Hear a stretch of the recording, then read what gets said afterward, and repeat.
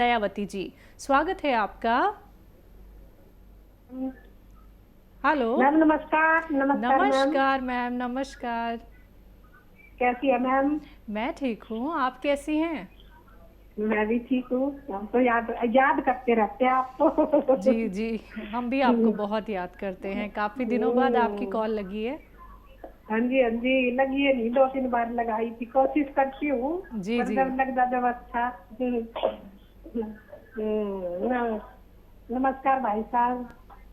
जय हिंद। स्वागत आपका बहुत बहुत दयावती जी। जी भाई साहब। और भाई साहब एक क्वेश्चन है मेरा जी।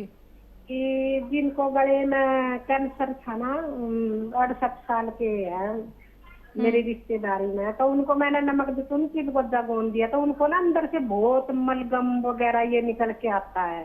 हम्म। और उनको अच्छा लगता है, मतलब वो निकल जाता है गंद बहुत सारा, और उनको आराम भी है काफी। तो ये लेते रहे नुस्खा को, और कुछ बदलने की उनको जरूरत है।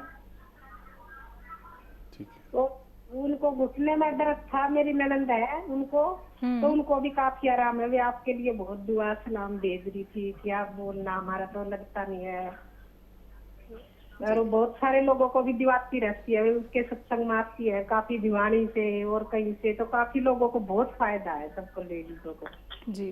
बहुत ग्रुप बना हुआ है मेरा सबको, तो सब बहुत दुआ भेज रही थी आपके लिए कि आप बोलना, हम सुनेंगे फिर टीवी में आपने बोला नहीं बोला। मैं बोली स्पेशल बोल दूंगी।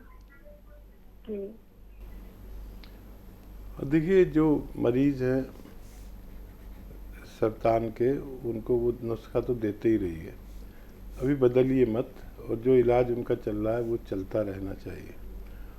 और देखिए, ये गौन सियाह से उनको फ़ायदा है तो उनसे कहें कि जब तक पूरा फ़ायदा ना हो गौन सियाह खाते रहें, और बस वही अनुरोध कि जब आपको फ़ायदा हो जाए तो ये बात आगे बढ़ाना तो पहले से ही उन्होंने शुरू किया हुआ है।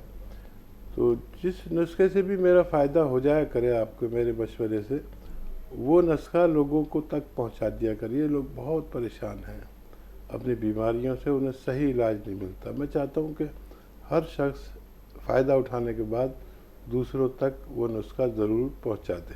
जी।